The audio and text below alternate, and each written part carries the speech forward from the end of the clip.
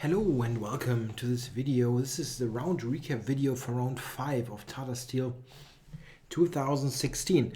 This is on a little bit late and apologies for that. It usually is on quicker, but currently my schedule is somewhat unpredictable due to my upcoming move to a new place and I have to organize things. So the videos are produced, but sometimes a bit later than I wanted them to be on. So what about round 5? We had a couple of very interesting games, but also some not as exciting ones. Let's look a bit at the not so exciting ones, but at least that you know what happened. We had the game Navarra with White against Wesley. And we had a Rogozin defense, Queen's Gambit Rogozin, which is a good middle of the road kind of opening. It's solid, but not like too solid that you can never win a game. However, there are a couple of very sound choices that White can play. And Navarra goes to something which is really solid, taking on f6 and playing queen a4 and e3 here. I've played this kind of setup also a number of times, but with the early capture on d5, which is a little bit different because here black can actually take on c4. We see a couple of very logical looking moves, and now black goes for a very simple solution to this position. He just captured on c3. This is not the only move that you can play. I mean, black can play in some more ambitious ways, something like, let's say, queen g6, for example. This is a playable move. You don't intending maybe go here and keep more pieces on the board. This is, however, what Wesley So played, and now here to set up this discovery thread. Navarra now went to a3, and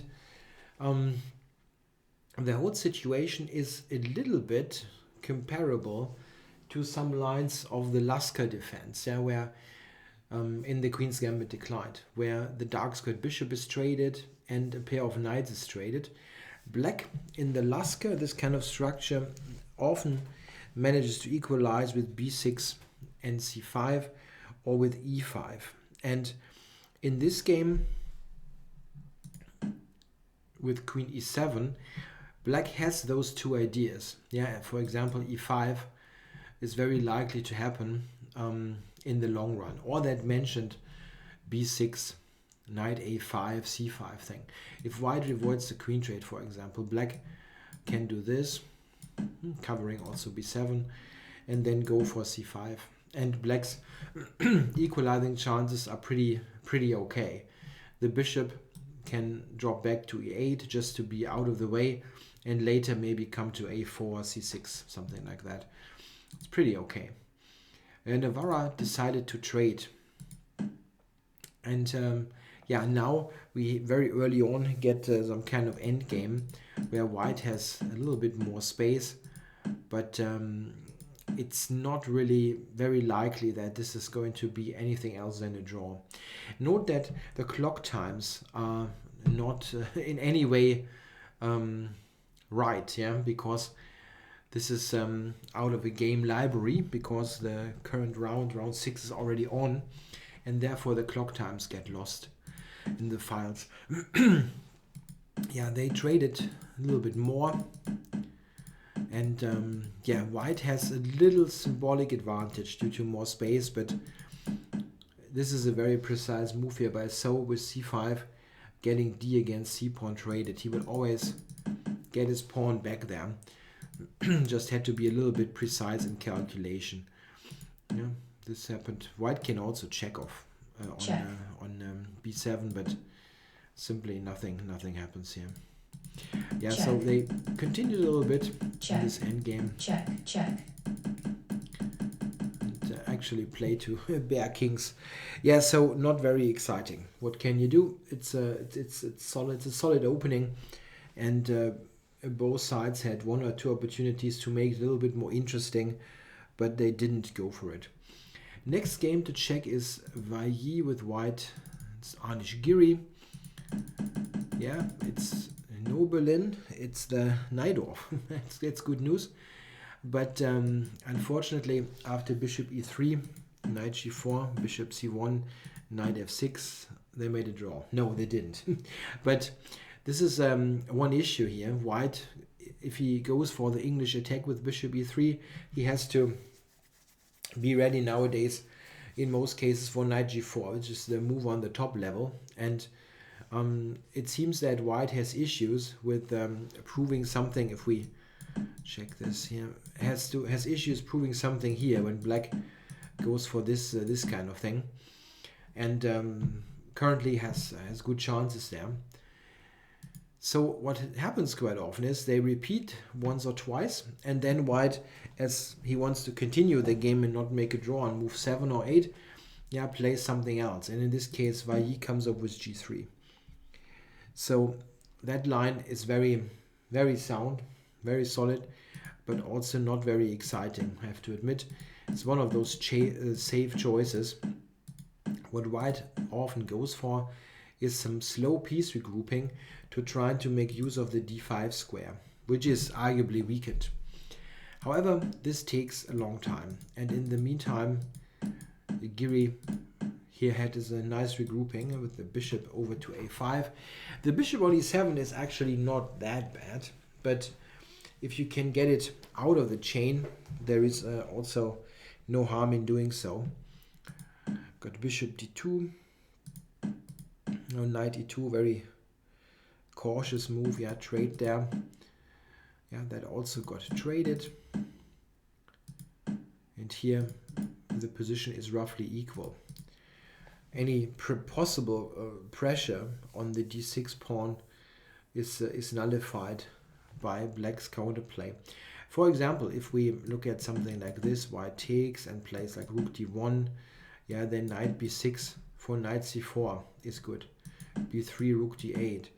And in this kind of position, I'd rather be black, because yeah, the bishop on g2 is not a very good piece.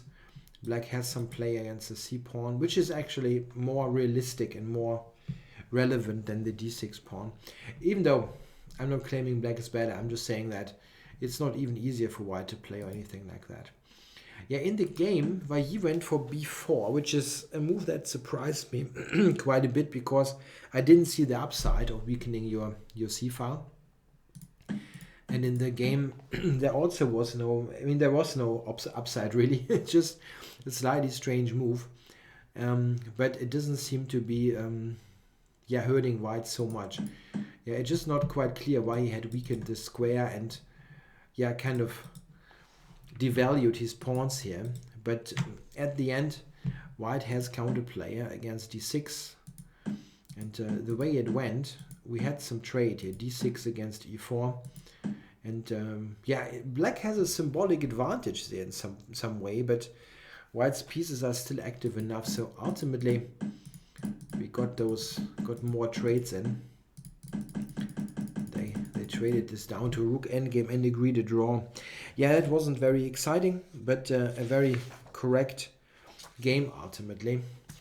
White chooses something very solid, against the Najdorf. It's difficult to do much, even though it's nowadays a bit tough. If we go all the way back, just to make a quick remark there, it's nowadays quite tough to get something really interesting against the Najdorf, at least on the very top level, because they have the sharp lines. Bishop e3, as I said, knight g4 is believed to be quite good there. After bishop g5, you got those super sharp looking lines, which are analyzed to death. And what is there left in terms of sharp play? Yeah, they try h3 nowadays a lot, which can get sharp, but not so much after e5. So there are not many pure hacking options here for white.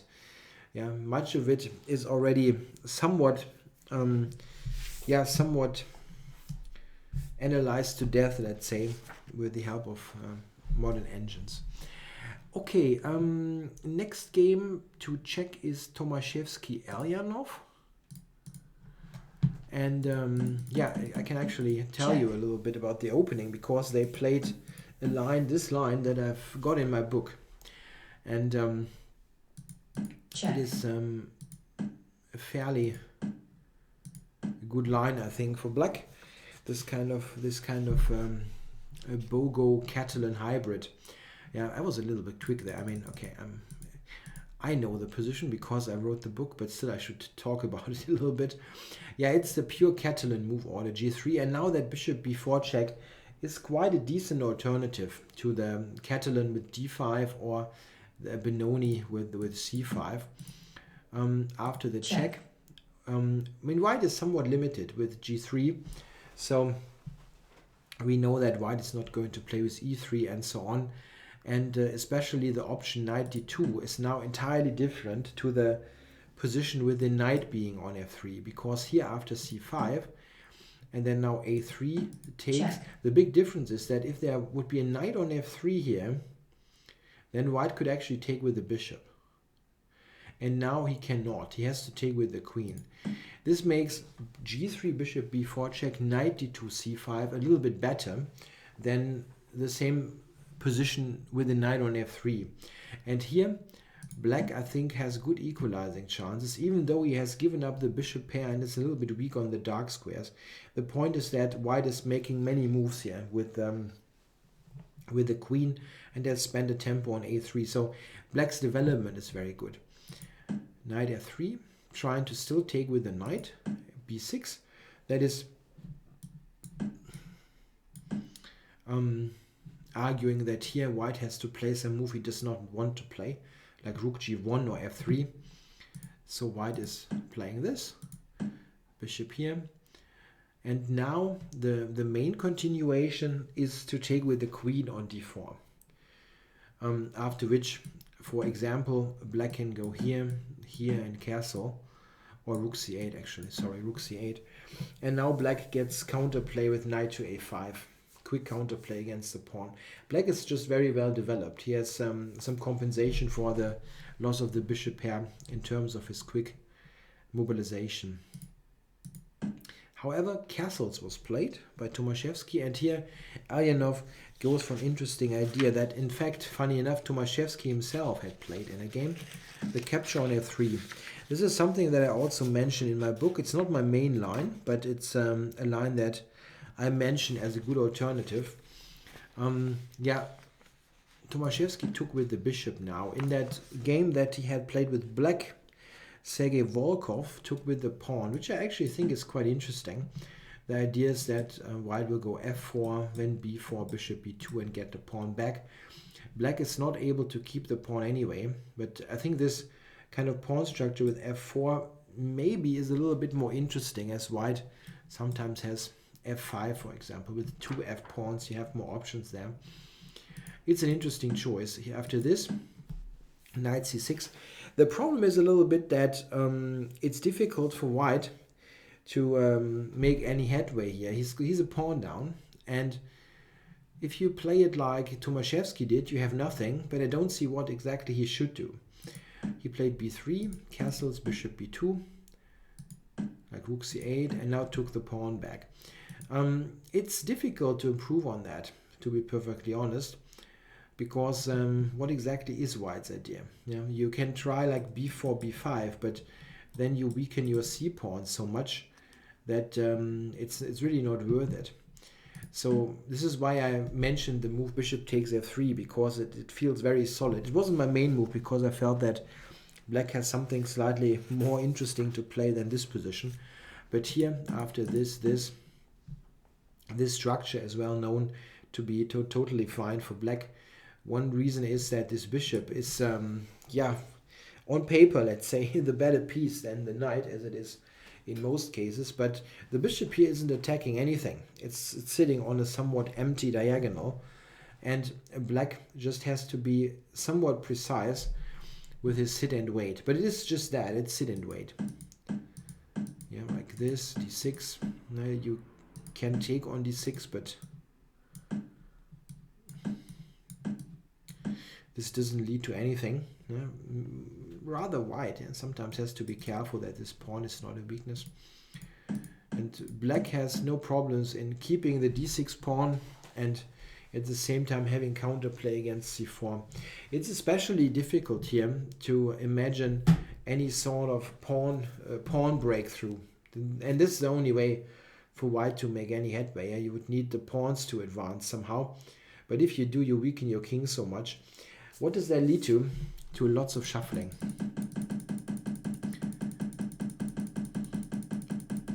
This is the game. It's just like sitting there.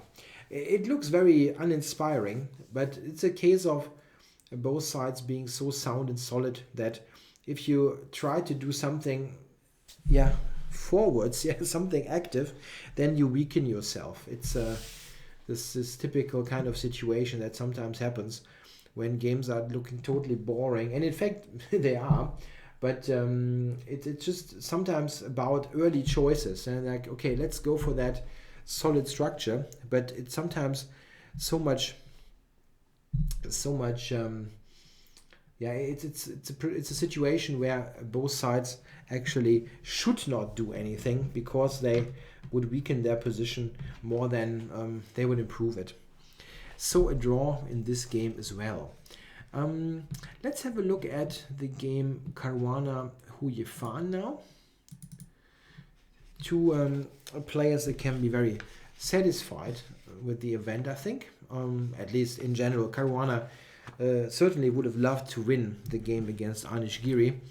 That he had a win basically on the board, but he needed to be just one more move of precision in the rook endgame to get the win. And Huyefan had a very nice win over Navarra and is sitting there on +1. Very good result. Okay, so let's have a look at this game, or let's say mostly at one or two critical situations. Huyefan played the Petrov defense, not something that I usually associate with her playing that opening. She's normally playing sharper Sicilians, but being a little bit more solid is maybe not such a bad choice, especially against a very ambitious and sharp theoretical player as Caruana. So the Petrov, and Caruana goes for knight c3. Nowadays, maybe the main line on the top level, almost on any level. It's also what I usually recommend against the Petrov. The Petrov is a somewhat underrated opening. It's really very, very tough to crack. And if you play one of the traditional main lines like 3 d4 or 5 d4 instead of knight c3, you also have trouble to fight for some real advantage. But it is just much more effort to learn those lines. And this line here is a somewhat simple choice that still offers chances to try for a little something. Okay, so this is the main line nowadays. Black is delaying castling, and in most cases will castle long. Castling short quite often proved to be risky because white is often initiating some kind of pawn storm and is a bit quicker than black is. So we had h6 here, preventing knight g5. An interesting idea that is very often happening in these lines, that knight g5 is netting the bishop pair, but she just stops this idea. a3 by Caruana. The a2 pawn is sometimes really hanging. So it's not completely mysterious there. You might think that black can never take because of b3, but sometimes there are ideas with a5, a4, and so on. So this has this has some merit. She now played rook g8. That's a very interesting idea. Trying to possibly play g5. In some cases it's possible, and we see that in the game. Very interesting way to play the position, and she's delaying still castling. I mean, it's clear now that black will castle long after rook g8, but still she didn't play it yet. Okay, knight d4. That is also a common idea to get either the pawns undoubled or to activate. This was also viable move, trying to play d5. However, after black goes d5, it doesn't feel like black has much to fear, to be honest. It's a completely symmetrical structure. So, yeah, this is maybe a little bit more dynamic.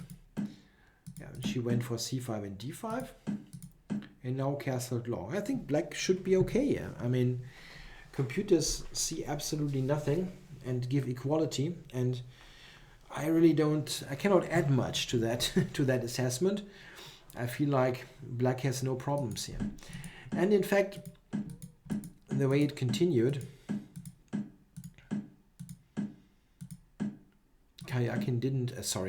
Caruana didn't get anywhere.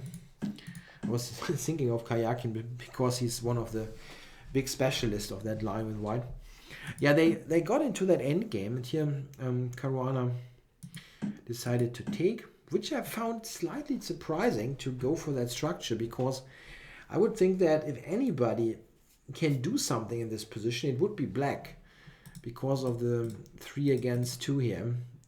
I mean, those pawns are not very mobile at the moment. They cannot move forward quickly and promote to a queen, but yeah, that double pawn looks fairly useless here on the queen side. Still, nothing much happened up to a certain point. We got here. Yeah, black was moving her pawns forward. There's one particular moment, and this is here. Is this here? No. It's here. Move 35. I'm sorry. Yeah. In this position now, white should play the move f4 check. Something similar happens in the game. Yeah, f4 check. Check. Black takes, bishop takes, and this position is roughly equal. Yeah, we see almost the same position in the game. At least we see the same structure. Yeah, here black might go for b6, let's say, in trade of the a pawn. It's very equalish. This is nice for black. It looks like chances for a passer, but still difficult to break down. White is probably not in big danger of losing. Caruana played this move, however, setting up potential pin there. So f4 check. is a big blunder. But Huyifan had an excellent chance now. She could play the move bishop to f7. Not this one. Bishop to f7. Rook g8 is what she played. But this is much stronger. The problem is that white now must take on g5. There is no alternative. Any other rook move is made. Check. Checkmate. Yeah, very embarrassing checkmate. So white has to take. And now black plays king to f6. And this is a big issue now. The rook is trapped. White has to play king f4, only move. And now f5 hangs, but just cover it. And this is a very funny situation. The rook has no moves, and black has this idea. And rook coming on the second rank here is very effective, as f2 is hanging with a pretty big check, plus c2 hanging, plus b2 hanging. Here white is in absolute grave danger of losing.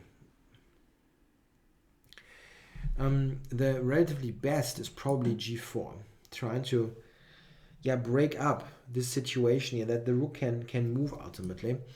But after rook d2, for example, takes, bishop f7, white is struggling. Yeah, white is really struggling. Something like here. Check. Black starts to take pawns. I'm not sure. I think white will probably lose this game. It's very, very likely that that black will win here. Yeah, it's this, moves away somewhere, takes. I don't know. I mean, you can always fight, but this is very likely going to be a loss for white. So that was a big opportunity for Huyifan. It was also completely forced. This is important. Yeah, white cannot do anything else. He has to do that. Bishop g, rook g5, and so on. So a big opportunity here for the former and probably future women world champion. Yeah, rook g8. I mean, black is okay now, still, but Check. now white has the chance to play f4. And we get to the mentioned structure. In fact, the way it went, Check. Check. there's Check. the odd improvement maybe for black, yeah, because at the end of this, I'm going to fast forward a little bit here. At the end of this, Check. she decided to just drop the Check. f-pawn and Check. go for Check. a drawn rook endgame, but Check. still, yeah, this drawn rook endgame, still it feels like black shouldn't actually be in this situation, because at the start of it, it was just a very comfortable draw with black rather being better. But on the other hand, this is a complete draw, and therefore, well, yeah, it's not a big deal, because you can only lose here if you are very very negligent. Yeah, you just have to be a little bit careful and don't do anything stupid. Check. So Check. I'm always amazed how bad the comp assessments are of those positions. It's just completely dead, and Stockfish is on 1.4, like a total win for white, which is a complete joke. Yeah, anyway, the only thing that, as I said, that black needs to do is Check. to be a little bit alert. Check. And for example, like here, Check. yeah, this is what we get now, that you calculate precisely that this is a draw. Yeah, here white has no win. He can try this a6 business, but it's not, in chess you are not forced to take pawns. So please not this, which leads to a quick win, but just king b8, after which it is a draw. Yeah, like a7, Check. king a8, and it's an automatic stalemate now. White cannot avoid the stalemate. Yeah, so at the end, a draw. And even though Hu Yifan is probably not delighted that she missed that chance to play bishop f7 and maybe win the game even, I think it was still a very good performance, seeing that if her opening results are okay, that she can absolutely play with those guys. I mean, it's not like she's getting outplayed every game or something like that. It's quite the opposite. It's not the case that in middle games that are equalish that she tends to drift into bad positions. It's just not the case. So very good performance, I think, and even somewhat undervalued in terms of points. She could have maybe won that game. Okay, so what's next? I'm kind of unorganized here with my notes. What's next? Let's do Dingley Ren Kayakin. So here we go.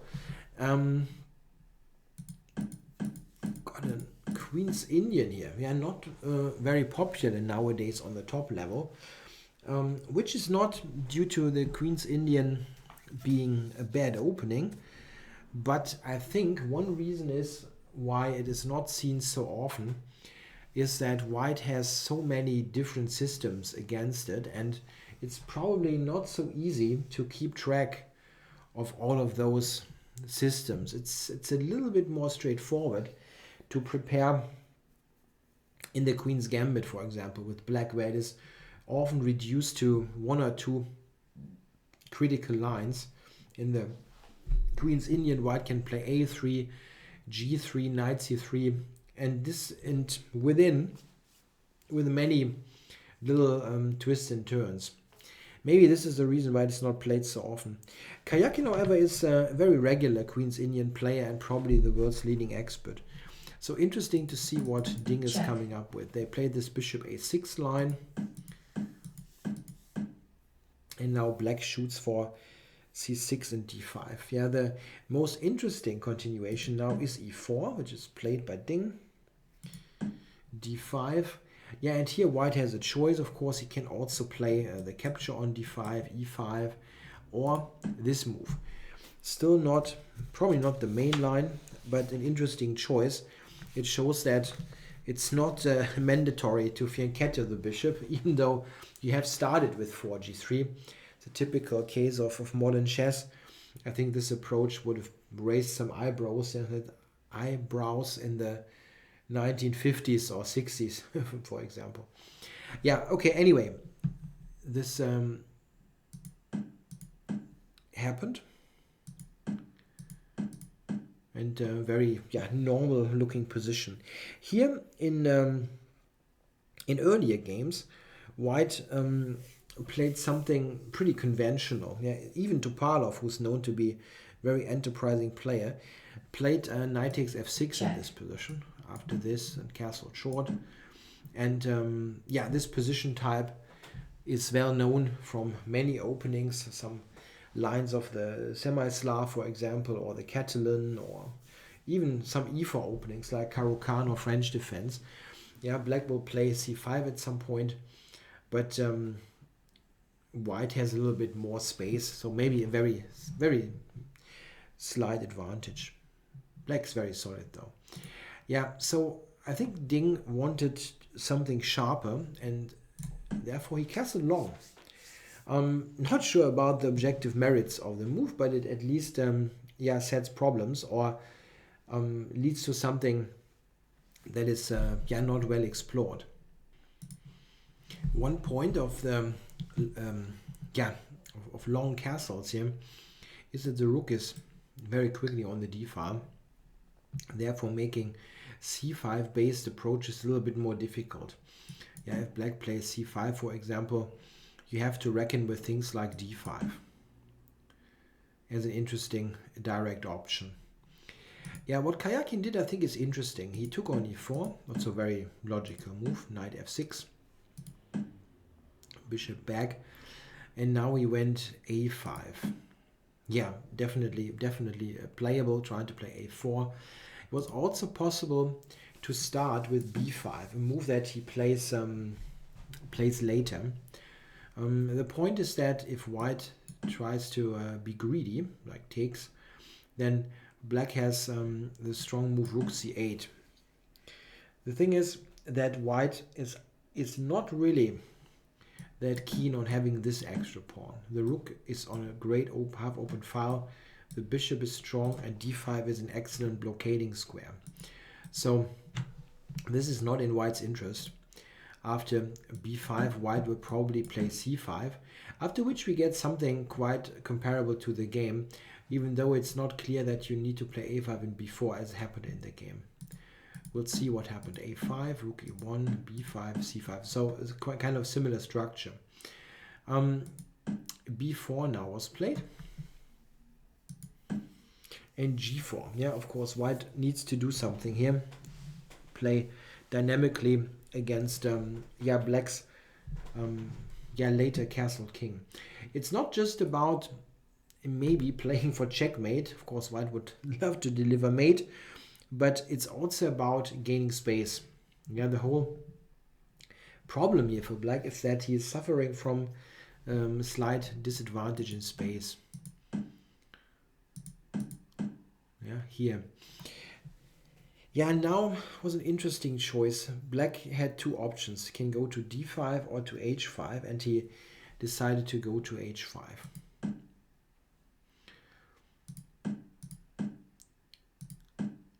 Which costs a pawn. The thing is, what happens if he goes to d5? Yeah, here also, I think White retains pretty decent play. He's got this idea, just march the h pawn up. So in one line, White has a very strong attack, and in the other line, in the game, as we see, he was a pawn down. And I'm absolutely not sure if Black has enough there for the pawn. I mean, White's king looks a little bit shaky on the queen side, but the way it turned out, like this, there was no real attack. And after the queen trade, here, check. Here, White just has the better endgame, and a very comfortable endgame, because knight is offside, takes some time to regroup, and what's more, those pawns can be a very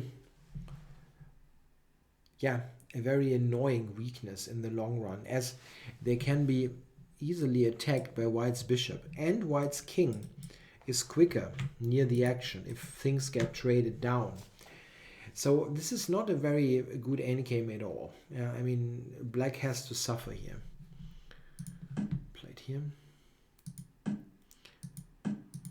And now we get this transformation.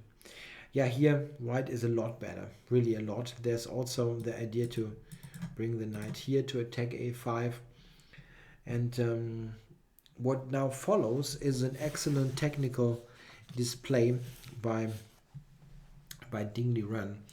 Yeah, black never gets anywhere close to save himself. Yeah, white is attacking the weakness, activates the knight. Yeah, if you trade here, it's immediately over. That pawn is very, very weak, and white's play is also somewhat simple. Yeah? Keep the bishop, take this, and black has no play. Rook d5 is a little bit tougher, even though this also leads to a good endgame, because the bishop here is a lot stronger than the knight, because the bishop can attack those pawns, and the black knight doesn't have anything to counterattack. This is also why white is happily trading rooks. Yeah, and that's it for the a pawn. Yeah, white is a pawn up, but still has to win. He has a very clear plan. However, he reroutes that bishop. Check. Until it attacks the b4 pawn. Check.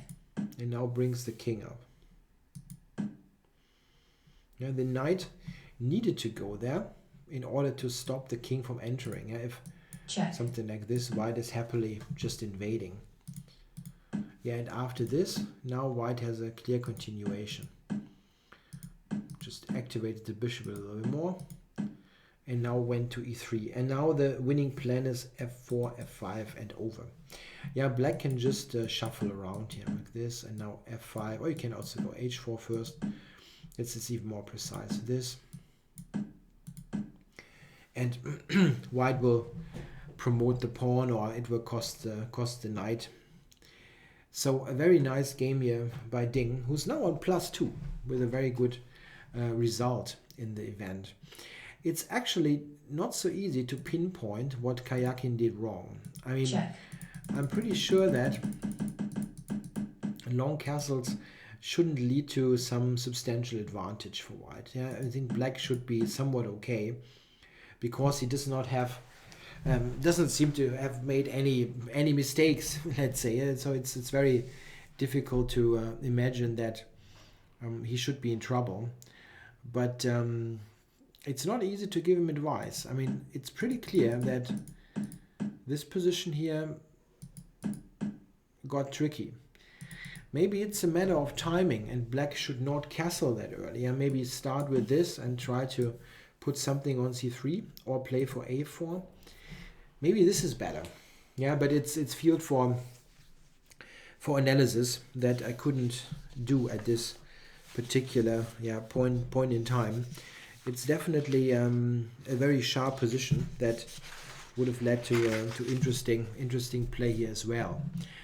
However, not easy for black. Very interesting idea here with the long castles. Okay, so let's have a look at the game Mamedyarov-Adams next. Nimzo Queen's Indian hybrid. Let me get my notes. And Mamedyarov is playing a very, very modest setup here with bishop d2 and rook c1. Yeah, it's as I said, very modest, but not bad, of course. Yeah, it's just not the kind of line that will refute this opening, which is not possible anyway. So it's all pretty normal. Yeah, pretty normal development. Queen to e7, a3. It's quite funny. I always, when I'm preparing for the videos, I'm always asking my database to prepare or to give me some info on possible novelties, if there was a novelty played, or what was their new idea, theoretically speaking. And it was quite funny to see that in this position. There was a game from 1986 between Zurab Asmaparaishvili and Silvio Danilov, and I couldn't help to think of this as the final of the Russian jail championships or something like that, because those people, yeah, they're probably well. Anyway, let's not discuss that. We have a3 here, and a very typical Queen's Indian Nimzo type of structure. Interesting moment here is after knight a4, d6, knight d4, got that trade. Check. The check here, f3 and d5. Yeah, it's an interesting structure, that a5, b6 with the knight here on a4. And I think what Mamedyarov is now playing, the next couple of moves, they don't quite add up. Yeah, he plays knight b3.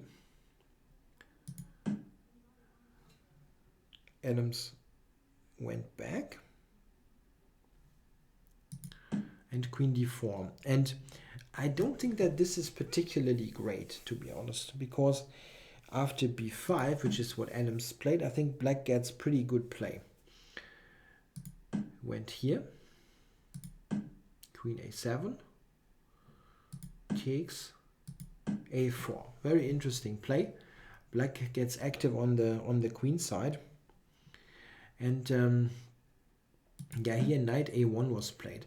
This move looks strange, and it is also very much disliked by computers. They want to play something like queen h4, which is a very unhuman move to play. Yeah, the point is, amazingly, that after something like rook e8, now you can ask yourself, what is the idea? Yeah, if the knight moves, isn't that bishop just taking on c5? The completely wacky computer idea is to play rook d4, a takes, and rook a4.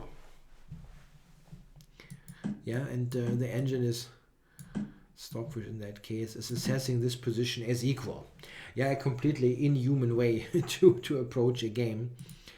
Yeah, what Mamedyarov is doing, he just moved the knight away, but now black is definitely in good shape. Queen to b6 to just take b5, and this is what happened. Queen took here, and now Mamedyarov went to c5. And here is the first mysterious moment in the game. I simply couldn't figure out why Adams now is playing what he is playing. It's not that his position after his move is bad. He played knight c6, and black retained very decent compensation for the pawn. However, I couldn't figure out what the problem was with just taking material back. Something like check. This. It hangs with check. Queen f2, and now just go back. I think black is in really good shape here, and has pressure against this and the pawns, and there's a knight on the knight in the corner. I mean, black is just fine without being a pawn down. And I don't know. I mean, this is maybe just me, but if I have the choice between being fine and a pawn down and being fine with equal material, I just take the latter. So I couldn't quite understand why not just take the pawn with check. There was also the capture on c5, which maybe was a little bit too simple or so to play, but here also black is fine. After rook takes, you can again snatch this pawn. Yeah, as now queen f2 is not even possible. So this probably, and queen b2, and also here I think black is just in good shape, and this is a weakness, and you are not a pawn down. Yeah, knight c6 was played, and now knight e5, intending knight c4. I mean, he probably wanted more, but just being fine with equal material is good. Black also could have taken b2. There was no particular reason not to do that. Okay, knight e5 was played, knight d3, and after this, and this, black still has compensation. We shouldn't forget that this is pretty awful, and white's pawns are also, yeah, more of a weakness than a strength. Rook c3. Yeah. Yeah, we see how black still has pressure. White's position is uncoordinated.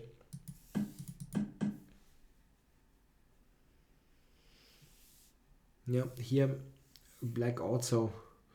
There were a couple of alternatives here around here, but the main issue is what black did a couple of moves later. He's drifting a little bit in this position after white was able to get the knight to b4. That wasn't necessary in the first place, but black is still okay. He just made a mistake somewhat later. We go ahead a little bit. Check. Yeah, here if black now takes on e2, yeah, just takes it, queen takes, and now bishop d4. Black still has quite decent compensation for his pawn. It's not super clear cut, but if you analyze a little bit, the compensation becomes more and more apparent.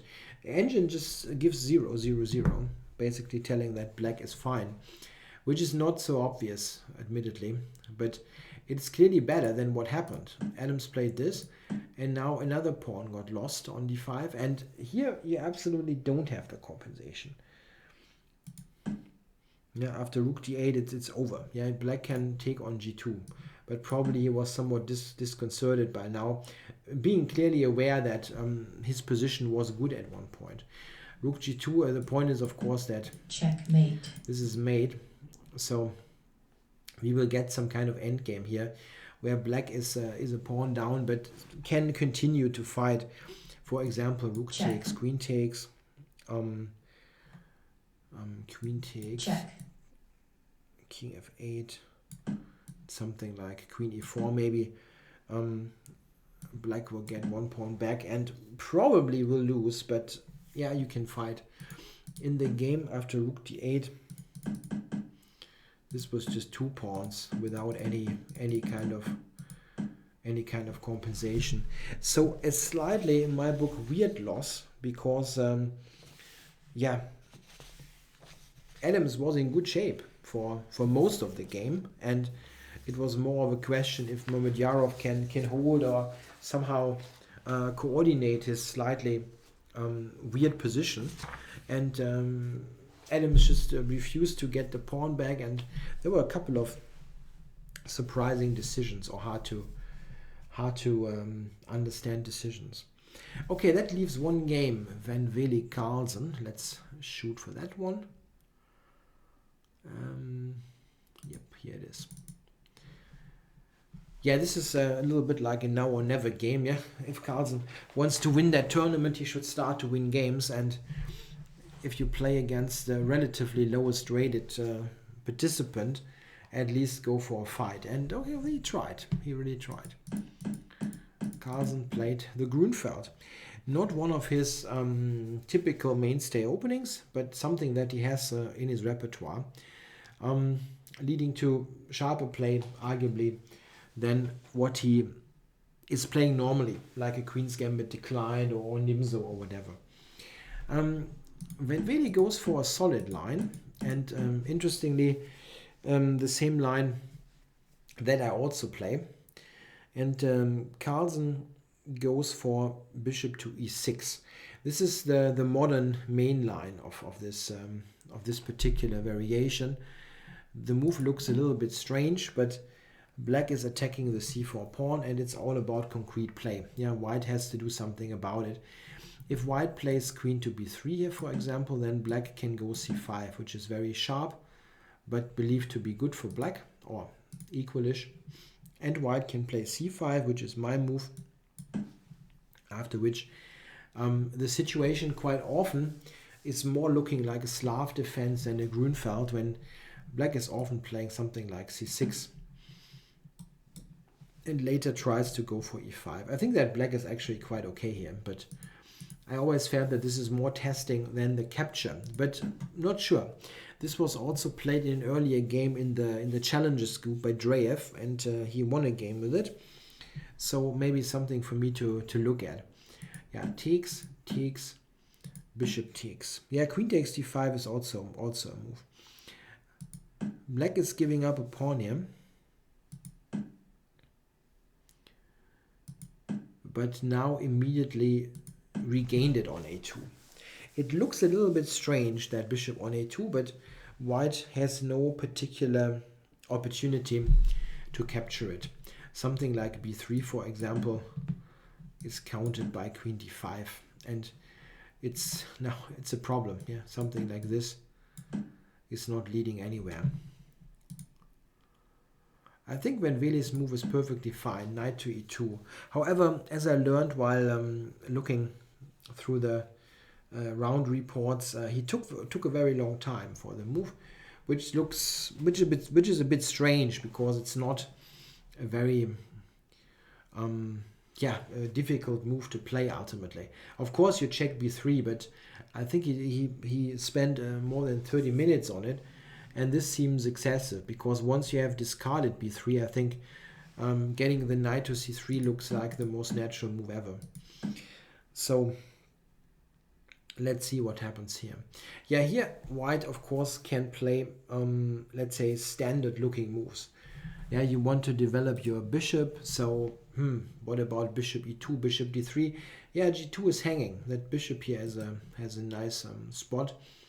So a suggestion is to play f3. Just blunt that bishop for a moment and then develop with bishop e2 and castles. It looks very okay actually for white. Yeah, something like this. Yeah, black is okay as well. Yeah, don't get me wrong, but there were solid ways to play. Van Veli, however, is never shying away from conflict, and he goes h4.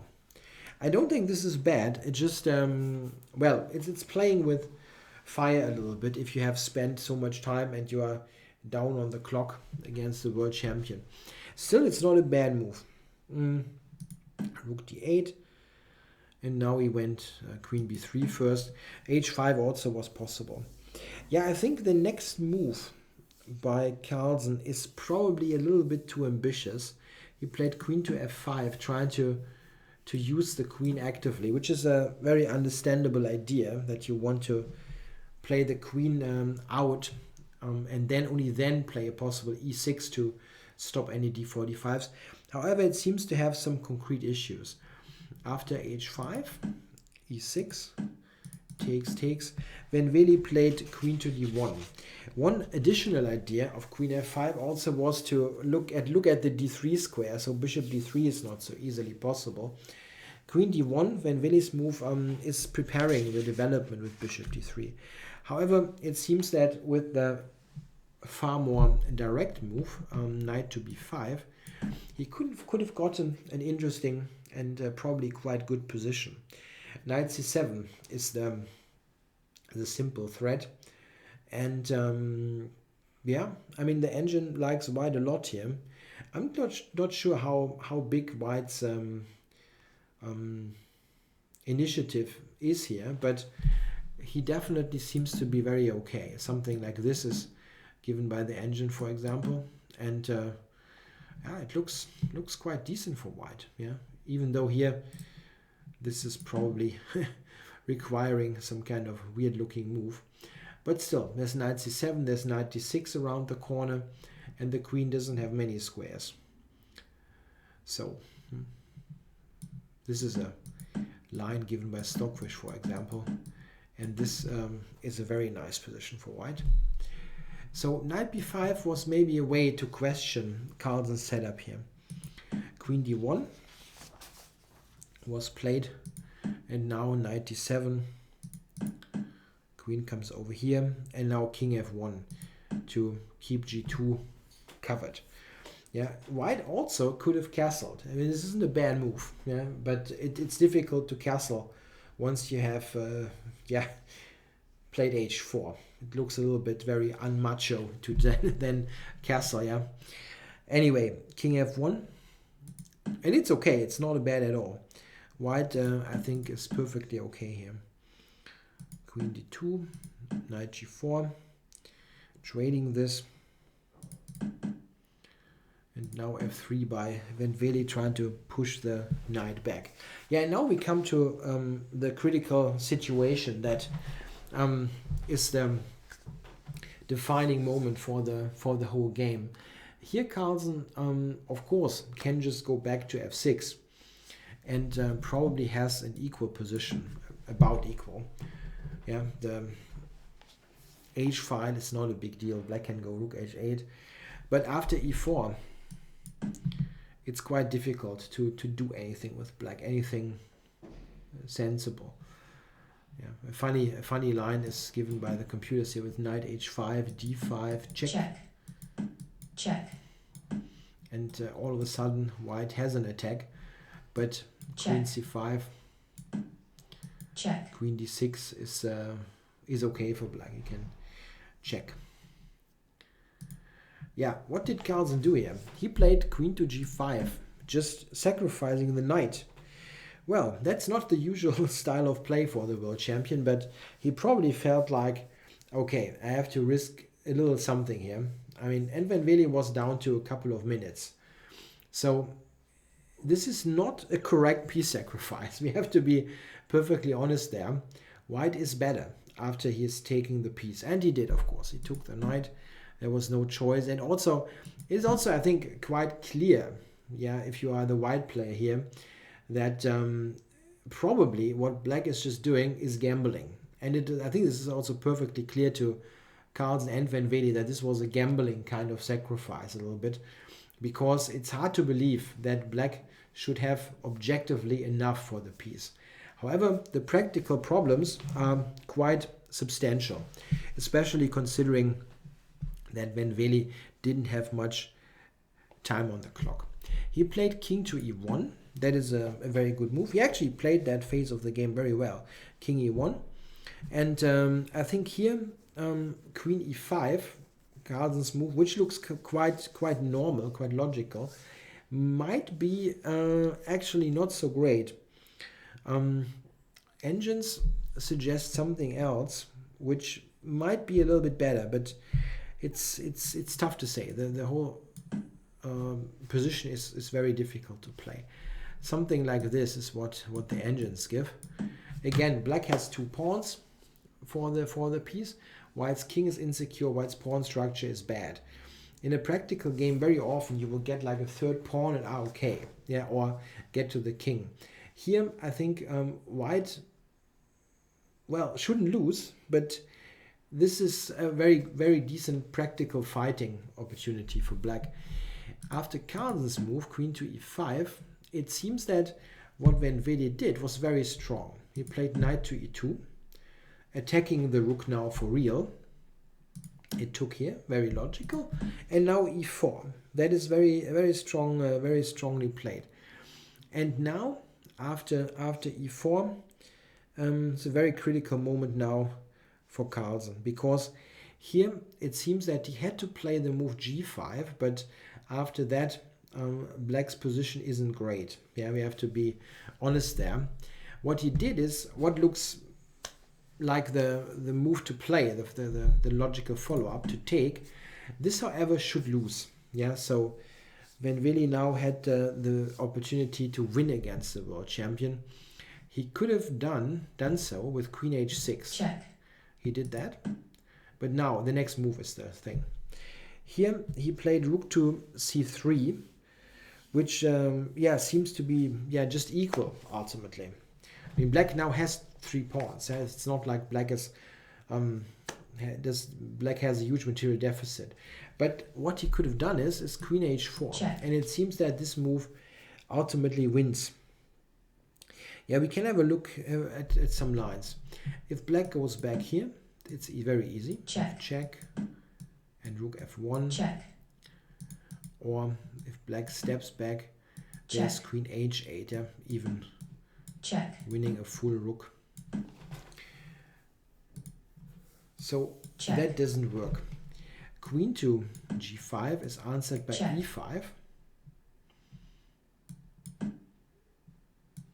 Check. Yeah, and here Check. Checkmate. black is even getting checkmated. If he goes here, Check. Check. we have this again. So yeah, what is black supposed to play? Yeah, the relatively best looking move is g5, but now after queen h3, amazingly the white rook, the black rook on g2 is trapped. It's completely trapped. So what black here had to do is he would have check, needed to take, and yeah, check, and black can try to play on here, yeah, with the rook down for 3 pawns, and white's king still somewhat shaky, even though objectively speaking here white must be winning. So yeah, this is a dodged bullet here for Carlsen. After rook c3 he is okay again. Yeah, so he took a huge gamble there with that piece sacrifice, but it paid off, yeah, as Van Vele here missed his chance. And the game continues. He still has to make a couple of moves with very little time in, yeah, in this still very complicated position. So rook d8, all those moves are actually totally fine. check, And white is still equal. Yeah, he's not in trouble. But, I mean, objectively speaking, in trouble. And this is all the difference between, yeah, looking at a computer evaluation of 0-0-0 and playing the position over the board with no time is really tremendous. The practical problems here are absolutely great here for white. Yeah, here what he should have done is knight to d4. This is given by the computers. Yeah, black of course cannot take, check, due to the capture, and white might be able to just take the bishop, which would help enormously as the bishop is so strong. Yeah, what the computers give is something like this: queen takes e5, check, and some sequence like that will probably lead to a perpetual, because white can also not do much. This is attacked and the rooks here are very active. What he played, however, is knight f4, and you can almost guess how it ends. Yeah, after knight f4, black is much better. Yeah, queen to h4 now is a very annoying pin, and by now it's probably almost impossible to save. The relatively best continuation was knight g2, check, and check, this is a very nice point. check, check, And black has an excellent position, even though it's not clear that you definitely will win it. Yeah, something like this takes, check, check, check, takes. check, check, Yeah, it's a bit long, that line somewhere here. Yeah, I mean, black should win this, even though you can still continue to fight a little bit. Yeah, after bishop e2, however, it's immediately over. Check. There's a check, bishop f1 only move, and now black wins directly with e5, but Carlsen couldn't. I mean, he had more time than Van Vele did, but not like ages. He said he couldn't find something super clear, so he played the move king to g8, which is just keeping the whole thing as it is, and lets white and asked white for a move. And Carlsen said he couldn't find a good move for white, so he just went for that. And sometimes this is a good approach. Let the other guy find a move with time trouble. And yeah, in fact, the move knight e2, what Van Vele did, loses instantly. But it would have been very difficult anyway. check, This is check, what happened. Yeah, and here Van Vele resigned. So the first win for Carlsen, it was a shaky win, yeah, because Van Vele had the opportunity to play queen h4 check with the win. But still, I feel like it's good that Carlsen is taking those risks occasionally, not just relying on his technical kind of abilities. Yeah, if you are the much better player and you have more time on the clock, you should take the odd chance and see what happens. Quite often in practical games, as we've seen in countless games by those dynamic legends like Tata and Kasparov, very often people can go wrong. So some risk here and there certainly will pay off. If you want to win a tournament, you have to take some risks.